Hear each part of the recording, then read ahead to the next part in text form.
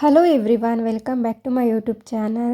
ಇವತ್ತು ಸಂಜೆ ಟೈಮಲ್ಲಿ ಒಂದು ಈಸಿಯಾಗಿ ಮೊಟ್ಟೆಯಿಂದ ಒಂದು ಸ್ನ್ಯಾಕ್ ರೆಸಿಪಿನ ಶೇರ್ ಮಾಡ್ತಾ ಇದ್ದೀನಿ. ತುಂಬಾ ಟೇಸ್ಟಿಯಾಗಿರುತ್ತೆ. ಯಾವಾಗಾದರೂ ನಿಮಗೆ ಖಾರವಾಗಿ ಏನಾದರೂ ತಿನ್ನಬೇಕು ಅಂತ ಅನಿಸ್ತಿದೆ ಅಂದಾಗ ಮೊಟ್ಟೆಯಿಂದ ಈ ರೆಸಿಪಿನ ಮಾಡ್ಕೊಬೋದು. ಇದಕ್ಕೆ ನಾನು ಸಾಸ್ ಏನು ಯೂಸ್ ಮಾಡ್ದೇ ಮಾಡ್ತಾಯಿದ್ದೀನಿ. ತುಂಬಾ ಸಿಂಪಲ್ಲಾಗಿ ಮಾಡ್ಕೊಬೋದು. Tomato sauce, chilli sauce, soya sauce, ಯಾವ ಸಾಸನ್ನು ಕೂಡ ಯೂಸ್ ಮಾಡ್ತಿಲ್ಲ. ನ್ಯಾಚುರಲ್ಲಾಗಿ ಮನೇಲಿ ಇದನ್ನು ಮಾಡ್ಕೊಬೋದು. ಹೇಗೆ ಮಾಡೋದು ಅಂತ ಈ ವಿಡಿಯೋನ ಪೂರ್ತಿಯಾಗಿ ನೋಡಿದ್ರೆ ನಿಮಗೂ ಕೂಡ ಗೊತ್ತಾಗುತ್ತೆ. ಏನಾದರೂ ಸ್ಪೈಸಿಯಾಗಿ ತಿನ್ನಬೇಕು ಅನಿಸ್ತಿದೆ ಅಂದಾಗ ಇದನ್ನು ಮಾಡ್ಕೊಬೋದು.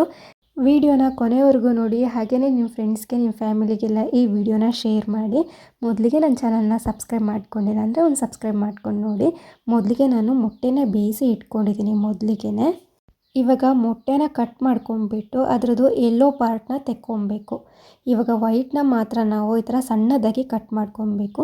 ಎಷ್ಟಾಗುತ್ತೋ ಅಷ್ಟು ಸಣ್ಣದಾಗಿ ಕಟ್ ಮಾಡ್ಕೊಳ್ಳಿ. ನಾನು 4 ಮೊಟ್ಟೆನ ಈ ಥರ ಕಟ್ ಮಾಡ್ಕೊಳ್ತಾ ಇದ್ದೀನಿ ಬೇಯಿಸ್ಕೊಂಡು. ಇವಾಗ 4 ಮೊಟ್ಟೆನೂ ಕಟ್ ಮಾಡಿಕೊಂಡು ಒಂದು ಬೌಲಿಗೆ ಹಾಕಿಟ್ಕೊಂಡಿದ್ದೀನಿ. ಸಣ್ಣದಾಗಿ ಕಟ್ ಮಾಡ್ಕೊಬೇಕು. ಇವಾಗ ಅದಕ್ಕೆ ಒಂದು ಅರ್ಧ ಈರುಳ್ಳಿನ ಸಣ್ಣದಾಗಿ ಕಟ್ ಮಾಡಿ ಹಾಕ್ಕೊಂಡಿದ್ದೀನಿ. ಹಾಗೆಯೇ ಒಂದೇ ಒಂದು ಹಸಿಮೆಣಸಿನ್ಕಾಯನ್ನು ಕೂಡ ಸಣ್ಣದಾಗಿ ಕಟ್ ಮಾಡಿ ಇದಕ್ಕೆ ಹಾಕ್ಕೊಂಡು, ಆಮೇಲೆ 3 ಸ್ಪೂನ್ ಆಗುವಷ್ಟು ಕಾರ್ನ್ಫ್ಲೋರನ್ನು ಹಾಕ್ಕೊಬೇಕು. ಮೈದಾ ಯೂಸ್ ಮಾಡ್ತಿಲ್ಲ. 3 ಸ್ಪೂನ್ ಆಗುವಷ್ಟು ಕಾರ್ನ್ಫ್ಲೋರ್, 1 ಸ್ಪೂನ್ ಆಗುವಷ್ಟು ಅಕ್ಕಿ ಹಿಟ್ಟು, ಹಾಗೆ 1 ಸ್ಪೂನ್ ಆಗುವಷ್ಟು ಕಡಲೆ ಹಿಟ್ಟನ್ನು ಹಾಕ್ಕೊಂಡ್ರೆ ಸಾಕು.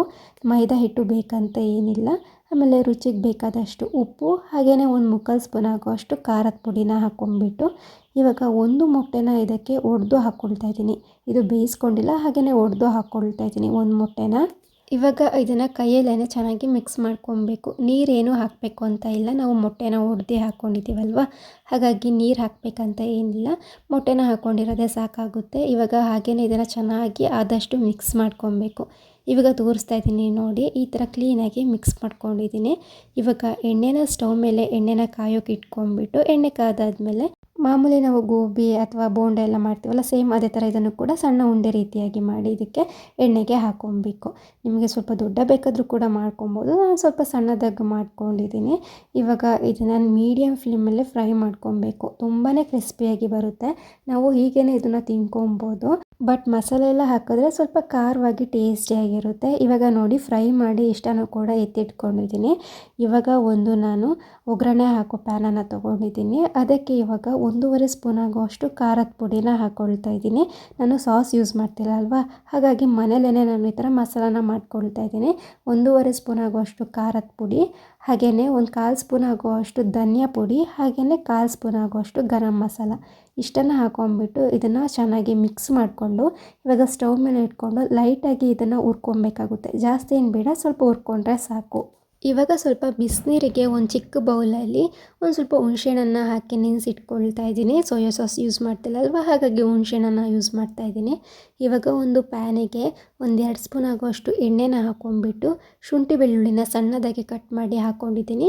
ಹಾಗೆಯೇ ಒಂದು 1/4 ಭಾಗದಷ್ಟು ಈರುಳ್ಳಿನ ಕೂಡ ಹಾಕ್ಕೊಂಡಿದ್ದೀನಿ. ಇಷ್ಟನ್ನು ಹಾಕ್ಕೊಂಡ್ಬಿಟ್ಟು ಫ್ರೈ ಮಾಡಿಕೊಂಡು ಒಂದು ಅರ್ಧ ಟೊಮೆಟೊನ ಮಿಕ್ಸರಲ್ಲಿ ಗ್ರೈಂಡ್ ಮಾಡ್ಕೊಂಡಿದ್ದೀನಿ, ನೀರು ಹಾಕ್ತೇನೆ. ಆಮೇಲೆ ಅದನ್ನು ಸೋರಿಸ್ಕೊಬೇಕು. ಟೊಮೆಟೊ ಬೀಜನೆಲ್ಲ ತೆಕ್ಕೊಂಡು ಅದನ್ನು ಹಾಕ್ಕೊಂಡು, ಹಾಗೆಯೇ ಇವಾಗ ನಾನು ಹುಣಸೆಹಣ್ಣನ್ನು ನೆನೆಸಿಟ್ಟಿದ್ನಲ್ವ ಅದನ್ನು ಕೂಡ ಇವಾಗ ಹಾಕ್ಕೊಂಡು ಇದನ್ನು ಸ್ವಲ್ಪ ಚೆನ್ನಾಗಿ ಮಿಕ್ಸ್ ಮಾಡ್ಕೊಂಡ್ಬಿಟ್ಟು ಇವಾಗ ಅದಕ್ಕೆ ನಾವು ಮೊದಲಿಗೆ ಹುರ್ಕೊಂಡಿರೋ ಮಸಾಲಾನ ಹಾಕ್ಕೊಳ್ತಾ ಇದ್ದೀನಿ. ಸ್ವಲ್ಪನೇ ನೋಡಿ ಹಾಕ್ಕೊಳ್ತಾ ಇದ್ದೀನಿ. ಖಾರ ಜಾಸ್ತಿ ಬೇಕು ಅಂದರೆ ನೀವು ನೋಡಿ ಹಾಕ್ಕೊಬೇಕಾಗುತ್ತೆ. ಇವಾಗ 1 ಸ್ಪೂನು ಇಲ್ಲ 2 ಸ್ಪೂನ್ ಆಗೋಷ್ಟು ಹಾಕ್ಕೊಂಡ್ಬಿಟ್ಟು ಚೆನ್ನಾಗಿ ಮಿಕ್ಸ್ ಮಾಡಿ ಮೊದಲಿಗೆ ನಾವು ಫ್ರೈ ಮಾಡ್ಕೊಂಡಿರೋ ಎಗ್ಗನ್ನು ಹಾಕ್ಕೊಂಡ್ಬಿಟ್ಟು ಇವಾಗ ಚೆನ್ನಾಗಿ ಮಿಕ್ಸ್ ಮಾಡ್ಕೊಬೇಕು. ನಿಮಗೆ ಮಸಾಲ ಬೇಕು ಅಂದರೆ ಇವಾಗ ನೋಡಿ ಹಾಕ್ಕೊಬೋದು. ನಾನು ಮಿಕ್ಸ್ ಮಾಡ್ಕೊಂಬಿಟ್ಟು ಸ್ವಲ್ಪ ಬೇಕು ಅನಿಸ್ತು ಮತ್ತು 1 ಸ್ಪೂನ್ ಆಗುವಷ್ಟು ಹಾಕ್ಕೊಂಡಿದ್ದೀನಿ. ನೀವು ಮಧ್ಯ ನೋಡಿ ಕೂಡ ಹಾಕ್ಕೊಬೋದು. ಇವಾಗ ಇದನ್ನು ಚೆನ್ನಾಗಿ ಆದಷ್ಟು ಮಿಕ್ಸ್ ಮಾಡ್ಕೊಬೇಕು. ಮಸಾಲೆ ಎಲ್ಲ ಚೆನ್ನಾಗಿ ಇಟ್ಕೊಬೇಕು. ಇವಾಗ ನೋಡಿ ಮತ್ತೆ 1 ಸ್ಪೂನ್ ಆಗುವಷ್ಟು ಮಸಾಲಾನ ಹಾಕ್ಕೊಂಬಿಟ್ಟು ಮತ್ತೆ ಚೆನ್ನಾಗಿ ಇದನ್ನು ಮಿಕ್ಸ್ ಮಾಡ್ಕೊಂಡಿದ್ದೀನಿ. ಇವಾಗ ಇಷ್ಟು ಮಾಡಿದ್ರೆ ಇದು ರೆಡಿನೇ ಆಗೋಗುತ್ತೆ. ಲಾಸ್ಟಿಗೆ ಇದ್ರ ಮೇಲೆ ಸ್ವಲ್ಪ ಕೊತ್ತಂಬರಿ ಸೊಪ್ಪನ್ನು ಕಟ್ ಮಾಡಿ ಹಾಕ್ಕೊಂಡ್ರೆ ಸ್ಪೈಸಿಯಾಗಿರೋ ಎಗ್ ಫ್ರೈ ಮಸಾಲ ಮನೇಲೇ ಈಸಿಯಾಗಿ ಮಾಡ್ಕೊಬೋದು. ಸಾಸ್ ಯೂಸ್ ಮಾಡ್ತಾನೆ ಹೇಗೆ ಮಾಡೋದು ಅಂತ ಹೇಳ್ಕೊಟ್ಟಿದ್ದೀನಿ. ನಿಮಗೂ ಕೂಡ ಈ ವಿಡಿಯೋ ಇಷ್ಟ ಆಗಿದೆ ಅಂತ ಅಂದ್ಕೊಳ್ತೀನಿ. ಇಷ್ಟ ಆಗಿದ್ದರೆ ಲೈಕ್ ಮಾಡಿ, ಹಾಗೆಯೇ ನನ್ನ ಚಾನಲ್ನ ಸಬ್ಸ್ಕ್ರೈಬ್ ಮಾಡ್ಕೊಂಡಿಲ್ಲ ಅಂದರೆ ಸಬ್ಸ್ಕ್ರೈಬ್ ಮಾಡ್ಕೊಂಡು. Thank you for watching.